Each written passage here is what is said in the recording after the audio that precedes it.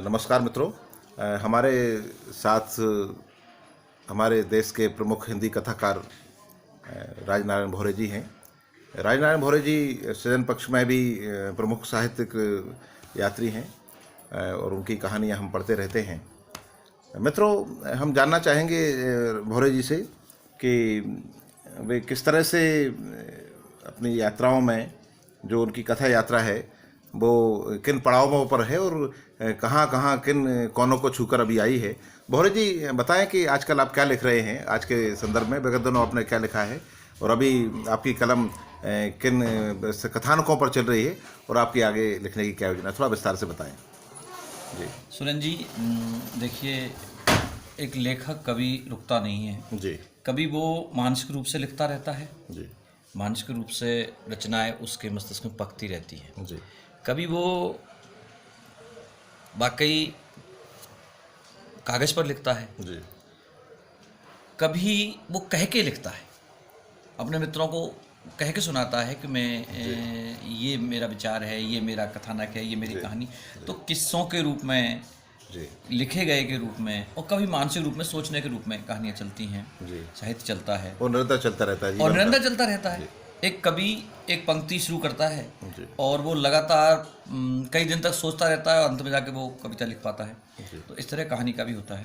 तो मैंने पिछले दिनों अपनी एक कहानी आढ़ा वक्त पूरी की है। जी एक किसान की कहानी है जी जो उसमें किसान की समस्या है। उसमें किसान, एक ऐसे किसान का जिक्र है जो अपनी ज़मीन को अपने प्राणों से ज़्यादा प्यार करता है, अपनी संतान से ज़्यादा प्यार करता है, जी उसके छोटे छोटे ऐब को हटाता है, उसमें बिल्कुल सोच समझ के आजमाया हुआ बीज वापरता है। जी वो बहुत अच्छे पेस्टिसाइड जी यूज करता है, प्रयोग करता है, और अन्यथा अगर उसकी अनुभव नहीं है तो प्रयोग नहीं करता। जी जी आड़ा वक्त एक कहानी है, मैं आपको जल्दी शेयर करूँगा। जरूर उसको सृजन पक्ष में पढ़ना चाहेंगे।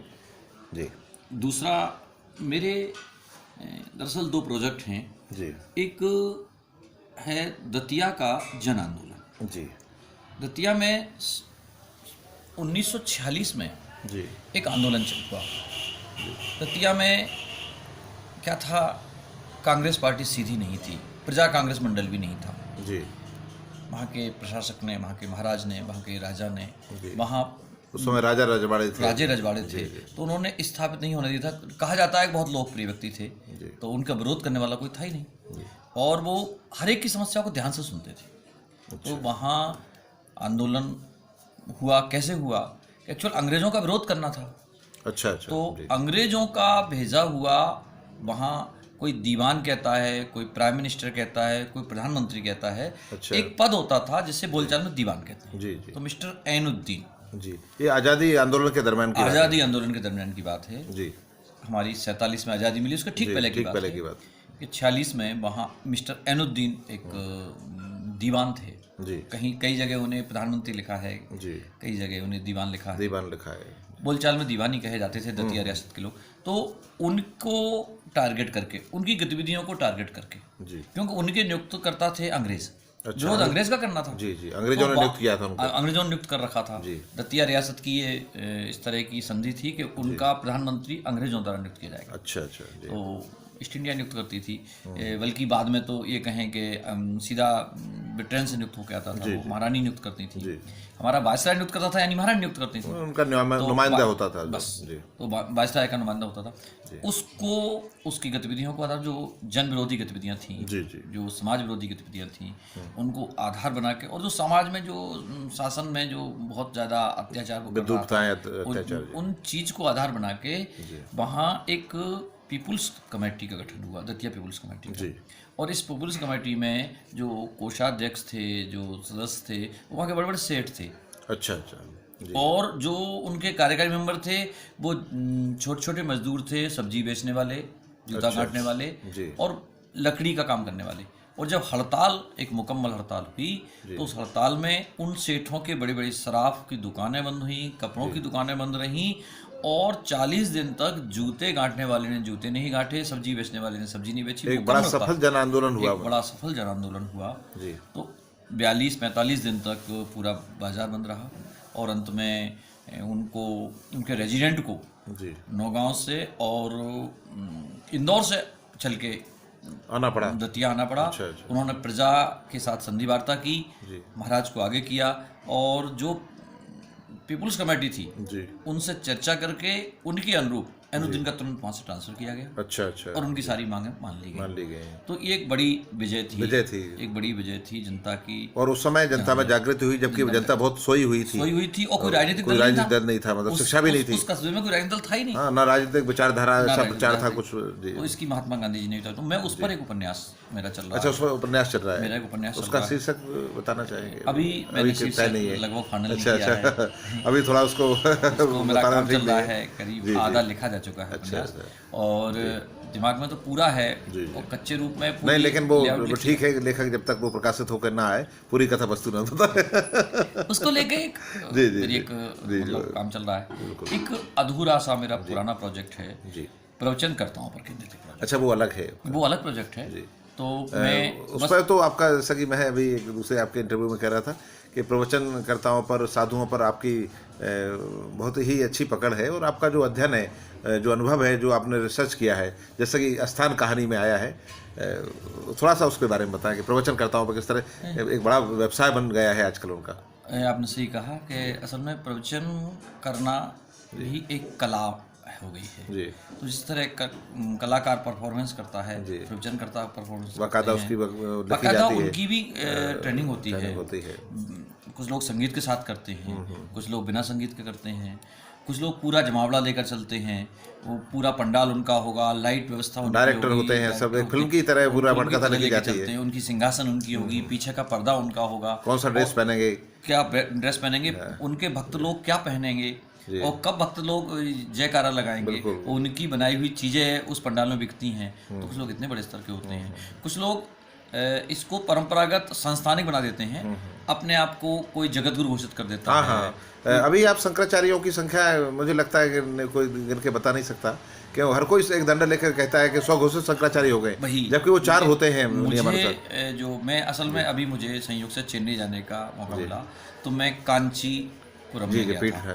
तो जहाँ कांची कामकोटी, जहाँ आदि शंकराचार्य रहा करते थे, तो वहाँ 4 पीठों में से प्रमुख बड़ी अच्छी चर्चा मिली कि वहाँ एक्चुअल जो पहले आद्य शंकराचार्य थे वो कांची कामकोटी में ही अध्ययन करते थे। अच्छा। उस वहाँ से जब वो बनारस गए, देश के दूसरे हिस्सों में गए, और जब भ्रमण करते करते, शास्त्रार्थ करते हुए, धर्माटन करते हुए, उन्हें जब ये लगा कि हमें कोई ऐसी स्थान, कोई पीठ निर्धारित करना चाहिए जो चारों कोनों में हो, देश के चारों कोनों में हो, हर एक को वो पीठ उपलब्ध हो सके, आसपास के लोगों को, और वहाँ धर्म की चर्चा, धर्म की शिक्षा दी जाए, धर्माचार बताया जाए कि एक धार्मिक व्यक्ति को कैसे रहना चाहिए, क्या खाना चाहिए, क्या पीना चाहिए, समाज में क्या होना चाहिए।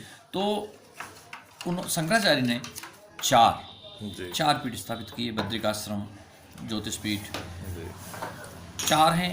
एक जो है दक्षिण भारत में है, एक उत्तर भारत में है, हमारा रामेश्वरम के पास में है एक जगह, वहाँ है। इस तरह 4 शंकराचार्य 4 कोनों में लगे, द्वारका पीठ, पुरी, बद्रीनाथ, इस तरह। और 4 शंकराचार्य की नियुक्ति करने के बाद शंकराचार्य जी ने स्वयं जाकर कांची कामकोटी में रहना शुरू कर दिया। अच्छा जी, रहना शुरू कर दिया। तो उनके जीवन में उन्हें शंकराचार्य नहीं कहा गया। अच्छा, उनके बाद कहा गया उनको? उनके बाद में मतलब उन्हें वो उस तरह नहीं कहा गया। हाँ। 4 शंकराचार्य को इन्होंने अपने हाथ से चांदी का सिंहासन प्रदान किया, एक दंड प्रदान किया, दंडी स्वामी कहलाते हैं, दंड प्रदान किया, और उन पर चवर डुलाने की परंपरा शुरू हुई। लेकिन स्वयं शंकराचार्य जी ने इन चीज़ों का परित्याग किया। अच्छा, ने उनका उपयोग नहीं किया। जब शंकराचार्य जी बड़ी अल्पकाल में ही समाप्त हो गए थे, जब वो शंकराचार्य समाप्त हुए तो उनके जो प्रधान शिष्य थे उन्होंने स्वयं को उत्तराधिकारी घोषित किया और स्वयं को शंकराचार्य लिखने लगे। तो 4 पीठ के शंकराचार्य ने उनसे पूछा कि आप, ये तो कोई पीठ नहीं थी जी, ये आपने कैसे, आपने अपने आप को शंकराचार्य कैसे, 5वीं पीठ मानी गई, मतलब ये 5वीं पीठ मानी गई। तो 5वीं पीठ उन्होंने उनके शिष्य ने शुरू की, जबकि वो 4 में नहीं मानते अपने आप को, वो अपने आप को नहीं मानते थे। वो ये शंकराचार्य जी ने सिर्फ 4 पीठ स्थापित की थी। तो जब उनके शिष्य ने अपने आप को शंकराचार्य घोषित किया, दूसरे शंकराचार्य ने पूछा कि भाई आप कैसे शंकराचार्य हो गए? तो उन्होंने कहा कि आप तो नियुक्त किए हुए व्यक्ति हो, हम तो जिन्हें नियुक्त किए वो हैं, हम उनके तो शिष्य उस सीट पर हैं कि हम स्वयं शंकराचार्य की जी जी जी। तो हम तो पांचवी, हाँ, जब पांचवी हुई तो छठवीं सातवीं होने फिर लगी। छठवीं सातवीं होने लगी, फिर एक संयोग से मुकदमा हुआ। हाँ हाँ, कोर्ट में आया था मामला। काशी विद्वत परिषद शंकराचार्य नियुक्त करती थी, तो ज्योतिष पीठ पर एक शंकराचार्य समाप्त हुए तो उन्होंने अपने शिष्य को उत्तराधिकारी घोषित कर दिया। काशी विद्वत पीठ ने एक नए व्यक्ति का शंकराचार्य पर पद चयन किया और वहां नियुक्त कर दिया। उसमें दो, एक पीठ पर दो शंकराचार्य पहुंच गए। तब से विवाद बना, अदालत में विवाद हुआ, तो अदालत में आज तक मुकदमा तय नहीं हो पाया। बहुत कुछ मुद्दे तय हुए, कुछ मुद्दे तय नहीं हो पाए।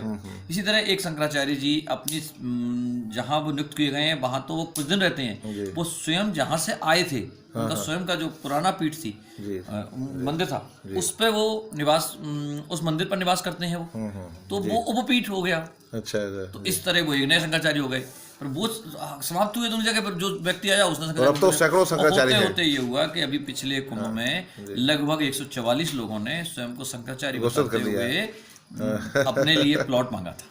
बताइए, एक जगह मैं गया, बड़ा अब तो बहुत ही मनोरंजन टाइप का ये हो गया है कि एक गांव में, एक बहुत छोटे से गांव में एक कथा चल रही थी, तो हमने देखा कि वो दंड जो बाबा कथा कह रहे थे उनकी गाड़ी पे लिखा था शंकराचार्य, जगत गुरु शंकराचार्य, और एक दंड धारण कर रहे हुए थे वो, और एक छत्र चंबर वगैरह सारा। हमने पूछा उससे, उन्होंने कहा कि हम भी शंकराचार्य हैं। जब कथा के बाद मैंने पूछा कि ये 4 पीठ है, बोले आपको नया तथ्य पता नहीं, अब तो बहुत शंकराचार्य है।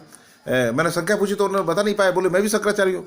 तो मैंने कहा कितनी संख्या? बोले जैसे मान लो 100 हैं तो 1 से 1 मैं हूँ, या 1000 है तो 1001 मैं हूँ। तो ये स्थितियाँ हैं। आपने बहुत ही इसको भी मैंने अपने उपन्यास का विषय बनाया है। अच्छा अच्छा जी। और संयोग से पिछले सिंगस्त में मैंने इस पर बहुत होमवर्क किया है, बड़ा काम किया है, शंकराचार्यों से मिला हूँ। और अभी मैं कांची कामकोटी के मूल शंकराचार्य के आश्रम से वहाँ के दिनचर्या को देख के लौटा हूँ। कथा वस्तु वो उसी के शोध में आप जो है गए थे, यात्रा थी। तो इस सिलसिले में मुझे लगता है कि मैं जो ही ये अपना ये उपन्यास खत्म करता हूँ, पूरा करता हूँ, दतिया वाला, तो मैं इस उपन्यास पे काम करेंगे। मतलब एक चल रहा है अभी, एक अधूरा है, और दूसरे जो इसके बाद जो लिखा जाना है उसकी भी पूरा प्लॉट तैयार है। ये लेखक का एक श्रम होता है। भौरी जी, जैसा कि हम जानते हैं, आज जैसा कि आप कर रहे हैं, एक लेखक को तमाम जगह की यात्रा करनी होती है, एक लेखक यायावर होता है, घुमंतु होता है और बहुत सारा श्रम करता है।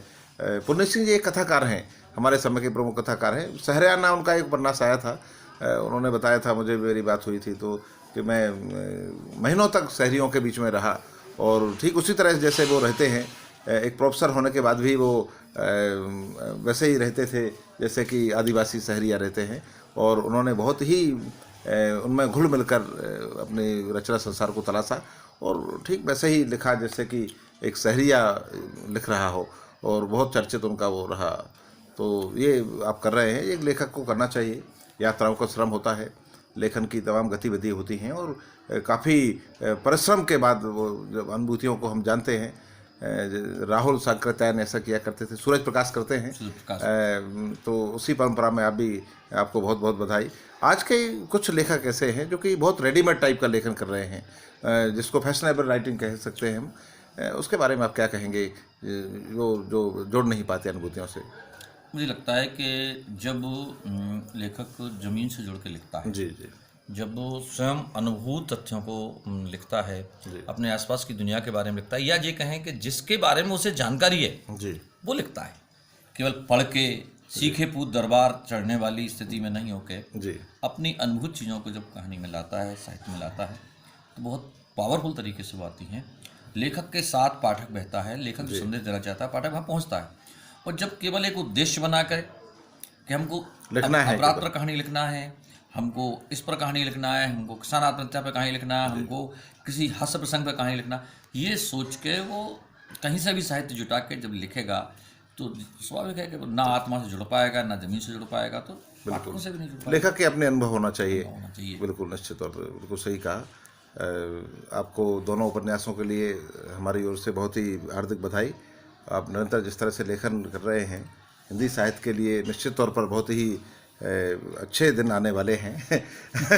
राजनीतिक इतर साहित्य में भी आप और आपकी पीढ़ी के तमाम उन गिने चुने लेखकों के कंधों पर हिंदी उपन्यास और हिंदी कथा का दारोमदार है, जो कि आप उसको निर्वाह भी कर रहे हैं। बहुत बहुत धन्यवाद सृजन पक्ष से बात करने के लिए। नमस्कार। धन्यवाद।